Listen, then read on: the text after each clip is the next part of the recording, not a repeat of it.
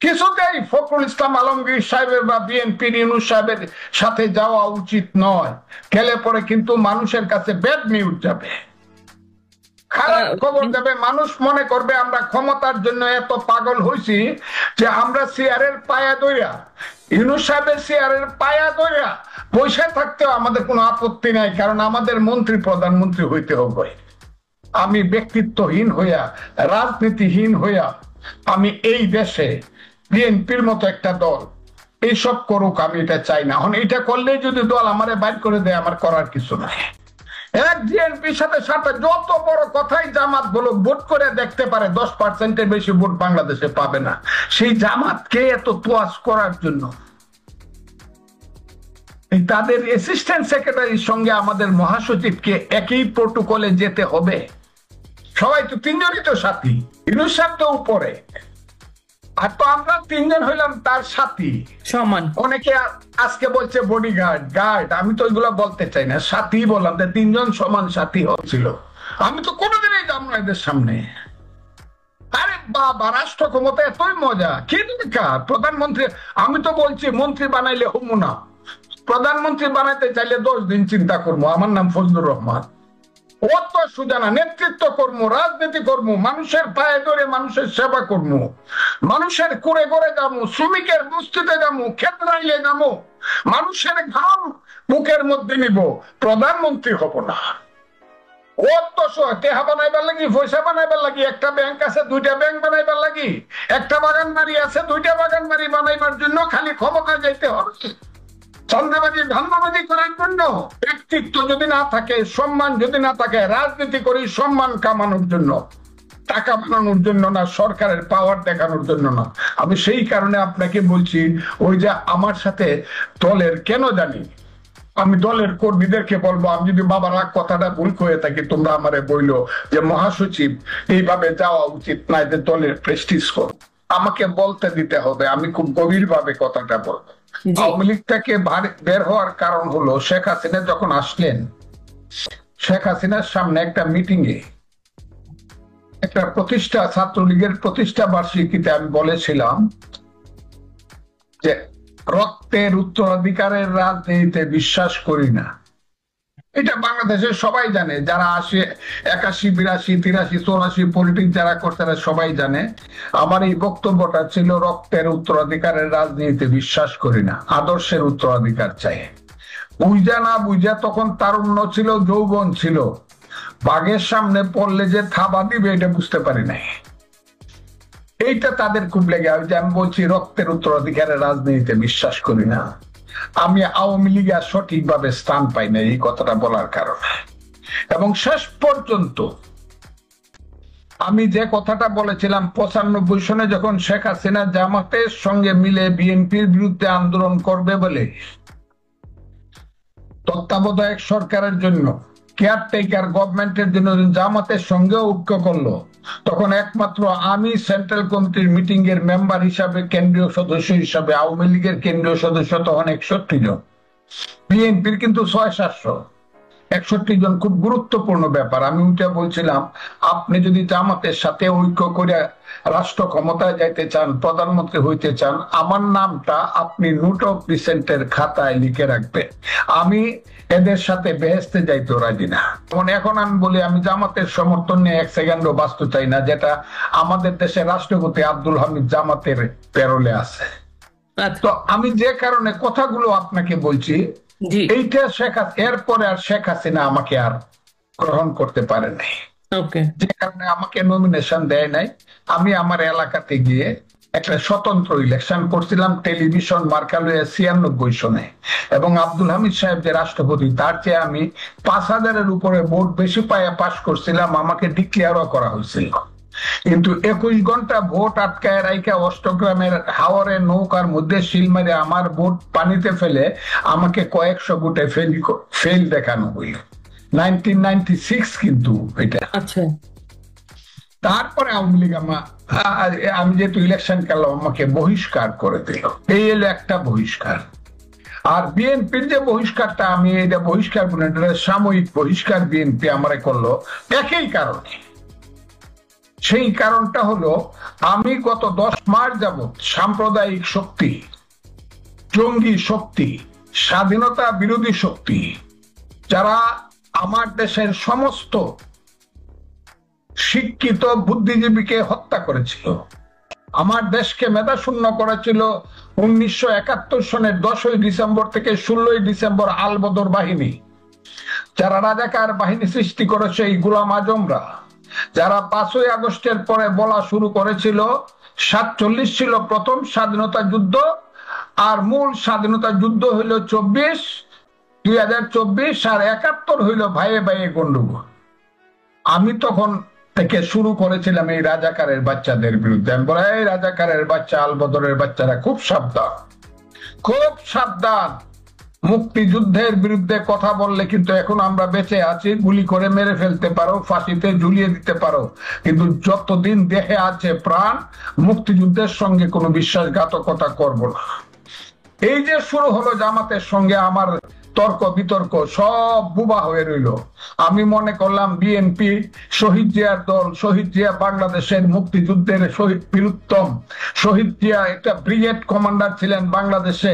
27শে March উনি স্বাধীনতার ঘোষণা দিয়েছিলেন চট্টগ্রাম কালুরঘাট বেতার কেন্দ্র থেকে।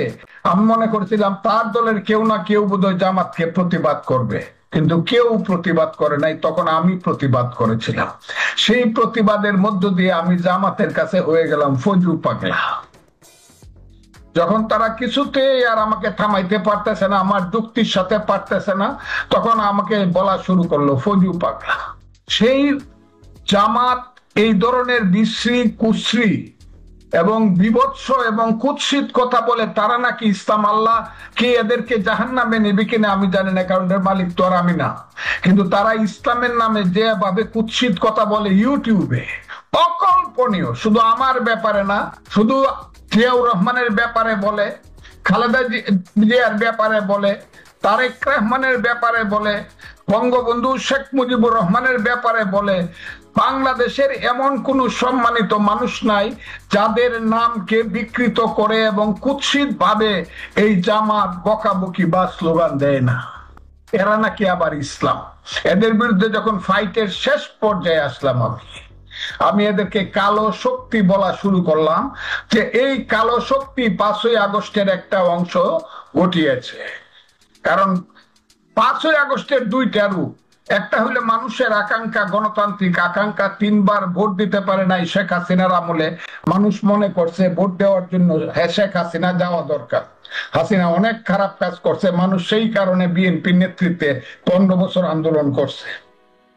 আরেকটা হলো একটা অনেক গভীরে একটা ষড়যন্ত্র, সেই ষড়যন্ত্রটা 1757 সনের ষড়যন্ত্রের মতোই। সেই ষড়যন্ত্রের কালো শক্তির নাম হলো জামাত এবং শিবির, এবং তাদের অগ্রগামী বাহিনীর নাম হলো বৈষম্য বিরোধী ছাত্র আন্দোলন এবং তাদের সেই সব ছেলেরা। আমি এদেরকে অভিনেতা বলি। এখন সবাই বলে এরা অভিনেতা, এরা কেউ না। এরা রাস্তাতে হাইটে গেল 10টা মানুষ জিজ্ঞাসা করে না তোমার বাড়ি কই বা বাপের নাম কি। এদেরকে দিয়ে জামাত অভিনয় করাইছে, কিন্তু আসল ক্ষমতাটা তাদের হাতে রাইখা 71-এর মুক্তিযুদ্ধকে কলুষিত এবং কলঙ্কিত করার জন্য এবং নিশ্চিহ্ন করার জন্য যে চক্রান্তটা করছে, আমি যে টোটাল ফাইটটা করছি, সেই ফাইটের এক পর্যায়ে আমি হঠাৎ করে দেখলাম জামাত থেমে গেল। জামাত থেমে গেল, ফজলুর রহমানরা জীবিত আছে করিয়া জামাত থেমে গেল। কত কথা জামাত মুক্তিযুদ্ধের বিরুদ্ধে বলে না। আশ্চর্যের ব্যাপার হইলো, আমি যখন কোর্টে বসে আছি আমার স্ত্রীকে পাশে নিয়ে হাসাহাসি করতেছি, 4টার সময় আইসা পড়বো বাসায়, তখন চতুর্দিক থেকে খবর আসলো আমার নামে নাকি পার্টি শোকজ করছে। কি ব্যাপার? আমি হাসি, কি শোকজ? বাসায় আইসা রাত্র 9টার সময় একটা কাগজ পাইলাম, এই কাগজে লেখা আছে কি, আপনি কুরুচিপূর্ণ বক্তব্য রাখেন, কুৎসিত কথা বলেন এবং ধর্মের বিরুদ্ধে আপনি কথা বলেন। আমার কথাটা খুব বোঝার চেষ্টা করেন। কি কুৎসিত, কি কুরুচিপূর্ণ বক্তৃতা আমি করলাম, এটা কিন্তু বলে না যে ওই জায়গাতে আপনি কুরুচিপূর্ণ বলে নাই, কোন ধরনের কারণ বিবৃত করে নাই। এই কথা বলে আমার কাছে খুব আঘাত লাগলো, মনে একটা ধাক্কা লাগলো যে এই বয়সে কি হার্ট অ্যাটাক করবে নাকি। আমি কুরুচিপূর্ণ বক্তৃতা করি, আমার বয়স যখন 26-27 বছর, তখন থেকে আমার বক্তৃতার ক্যাসেট বিক্রি হয়। ওই সারা বাংলাদেশের যেখানে আওয়ামী লীগ অফিস ছিল, সব জায়গাতে ফজলুর রহমানের ক্যাসেটের দোকান ছিল। সেই ফজলুর রহমান কুৎসিত বক্তৃতা করে, কুরুচিপূর্ণ বক্তৃতা করে। আরেকটা হলো আমি নাকি ধর্মের বিরুদ্ধে কথা বলি। যে কথাটা জামাত আমাকে বলে কাফির বলল, সেই কথাটা আবার আমার দল আমাকে বলল। আমার কাছে এত খারাপ লাগলো, আমি ধর্মের বিরুদ্ধে কথা বলি না, আমি ধর্মের বিরুদ্ধে কথা বলি না। আমি জামাত যে ধর্মের নামে ব্যবসা করে তাদের বিরুদ্ধে কথা বলি। এই যে ধর্ম ব্যবসায়ী জামাত আমার মা বোনদেরকে ধর্ষণ করছিল, আমার 30 লক্ষ মানুষকে হত্যা করতে সাহায্য করছিল, এই যে ধর্মের নামে গত 54 বছর গোপনে গোপনে মুনাফিকি করে করে আজকে একটা ভয়ঙ্কর সাপের রূপ ধারণ করছে যে জামাত, যারা সুবল দিতে যায় মুক্তিযুদ্ধকে, আমি তাদের বিরুদ্ধে কথা বলছিলাম।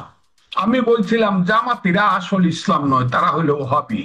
আর আমি যে ইসলাম বিশ্বাস করি সেটা হলো এই ভারতবর্ষে ওলিয়া উলিয়া গাউস কুতুব দরবেশেরা, যারা শত শত বছর যাবৎ খাজা মাইনুদ্দিন চিশতি থেকে ধরে সেই খাজা নিজামুদ্দিন আউলিয়া বখতিয়ার খাকি থেকে ধরে হযরত শাহজালাল শাহপরান, হযরত শাহ সুলতান নেত্রকোনার, সেই গেসুদারাজ, সেই বাইজিদ বুস্তামি থেকে ধরে এই সারা সমস্ত ওলিয়া উলিয়া গাউস কুতুব দরবেশ যে সুফিবাদ, আমি সেই সুফিবাদের তরিকায় বিশ্বাসী লোক। এবং এটা আমি বলি, সেই সুফিবাদের উপরে এখন কিন্তু সারা বাংলায় এক সময় সুফিবাদী ছিল, কিন্তু জামাতকে প্রশ্রয় দেওয়ার কারণে গত 2001 সন থেকে এই দেশে আস্তে আস্তে সুন্নিরা শেষ হয়ে যাচ্ছে। সুন্নিদের মাজার আক্রমণ করা হচ্ছে, তাদেরকে হত্যা করা হচ্ছে। শুধু হত্যা করা হচ্ছে না, কবরে ছেলে দেওয়া হচ্ছে, কবর থেকে তুলে আবার রাজবাড়িতে লাশটা পুড়ায় দেওয়া হচ্ছে। এর চেয়ে বিভৎস, জঘন্য এবং মানবতা বিরোধী কাজ কোনোদিন হয় না, কিন্তু সেই জামাতের বিরুদ্ধে কোনোদিন বিচার হয় না। এখন আবার দেখা যাচ্ছে যে সুফিবাদীদের যে মূল বক্তা এই দেশে, আমি দেখলাম কালকে না পরশু সেই মৌলানা গিয়াসউদ্দিন তাহিরি সাহেবের নামে মামলা হয়েছে। কথাগুলা বুঝার চেষ্টা করেন, এটাতে কার সরকার, কিসের সরকার? এখন আবার শুনতেছি যে হাইকোর্টের মাজার বলে না, হাইকোর্টের মাজার নাম নেই না, হাইকোর্টের মাজার, নট হাইকোর্ট, হাইকোর্টের মাজার। সেই হাইকোর্টের মাজারে যে ওলি আল্লাহ শুয়ে আছে শাহ শরফুদ্দিন, তার মাজার নাকি আবার তুলিয়া ফালায় দিন। এটা শুনতেছি। এর চেয়ে অপরাধী কথা, জঘন্য কাজ। কিন্তু এটা জামাতরা যেহেতু রাষ্ট্র ক্ষমতায় আছে এবং ইউনূস যেহেতু তাদের সাথে, ইউনূস সাহেব, আমার মনে হয় শাহ শরফুদ্দিনের এই যে হাইকোর্টের মাজারের যে কথাটা, যার সঙ্গে মাজার জড়িত আছে, সেটা তারা ফেলেই দিবে বলে মনে হচ্ছে। কিন্তু আমি এটা প্রতিবাদ করছি এবং করে যাব। এইটা হলো ধর্মের ব্যাপার। সেই কারণে তারা আমাকে 3 মাসের জন্য এক্সপেল করল। আমি একটা কথা বলেছি, আমার বয়স 78 বছর। 3 মাস আমার কাছে অনেক বড়। আমি 3 দিনের মধ্যে মারা যাইতে পারি। মহামানব বলছে 60 বছর বয়স হইলে পরে 1 মিনিট সময় স্বর্ণের দামে বিক্রি হয়। পরবর্তী সময়ে আমাকে 3 মাসের জন্য আমার রাজনৈতিক কর্মকাণ্ড স্থগিত করিয়া, দল থেকে আমাকে সাময়িকভাবে বহিষ্কার করিয়া, আমি যে দেশকে সেবা দিতে পারতাম, দেশের জন্য যে কাজ করতে পারতাম, আমাকে সেখান থেকে বঞ্চিত করা হচ্ছে। তারপরও আমি পার্টি যে সিদ্ধান্ত দিছে সেই সিদ্ধান্ত আমি মেনে নিয়েছি। একটি কথাও বলি না এবং বলতেও চাই না। কিন্তু একটা কথা বলতে চাই, যদি জামাতের সাথে মিলেমিশে যদি পার্টি মনে করে যে দেশ চালাবে, তাহলে আমার কথা আছে। কথাটা খুব ক্লিয়ার। এখন আওয়ামী লীগ যে কোনো কারণেই হোক, খারাপ ভালো, আমি কথাটা বলে খুব খারাপ করছে আওয়ামী লীগ নাই, যারা মুক্তিযুদ্ধের কথা বলছে বা মুক্তিযুদ্ধের নেতৃত্ব দিছে। কিন্তু সেকেন্ড পার্টি হিসাবে আমি জিয়াউর রহমানের দলকে মনে করি, এবং সেই জিয়াউর রহমানের দল যদি রিয়েলি মুক্তিযুদ্ধের বর্তমান অসহায় অবস্থায় মুক্তিযুদ্ধের পক্ষে রোল প্লে না করে, তাহলে I have got to say something, আমার বলার আছে। বিএনপি যদি মুক্তিযুদ্ধের পক্ষে কাজ না করে, হয় আমি ঘরে বসে যাব, আমি মুক্তিযুদ্ধের বিরুদ্ধে জামাতের সাথে মিল্লা কোনো কাজ করতে পারবো না। একদিক দিয়ে জামাত চট্টগ্রামে বলবে কালকেই ফালায় দিমু বিএনপি রে, ওদেরকে বিরোধী দল না বানায় আর ঘরে যাব না। একদিক দিয়ে বলবে তারেক রহমান চোর ডাকায়, টাকা পয়সা, টাকা উঠে পল্টনে, টাকা যায় লন্ডনে। জামাতিরা স্লোগান দিবে, আমাদের বিরুদ্ধে মিছিল করবে, আর আমরা হাসা হাসা ইউনূস সাহেবের সাথে ওই জাতিসংঘে যাব। কে যাবে? আমাদের মহাসচিব জনাব ফখরুল ইসলাম আলমগীর। আর জামাতের যাবে অ্যাসিস্ট্যান্ট সেক্রেটারি। আরেকজন আছে মাদ্রাসায় পড়া একটা ছেলে, একটু দাড়িওয়ালা একটা ছেলে, হে নাকি নাগরিক পার্টির কি সেক্রেটারি। 300 ভোট পাইব না দাঁড়াইলে এখনো পার্টির রেজিস্টার। হেরেও জাতিসংঘের গুরুত্ব দেওয়া হচ্ছে। কত বড় চক্রান্ত ইউনূস সরকারের। সেই চক্রান্তের সাথে কি বিএনপি হওয়া উচিত? আবার শুনি জনাব তারেক রহমান সাহেবের সাথে যিনি থাকেন জনাব হুমায়ুন কবির সাহেব, আমাদের পররাষ্ট্র বিষয়ক ওই যে বিদেশি মানে ব্যক্তি, তিনিও যাবেন। আরো কে কে যাবেন আমি তো মনে করি না মানুষ এটাকে ভালোভাবে নিবে।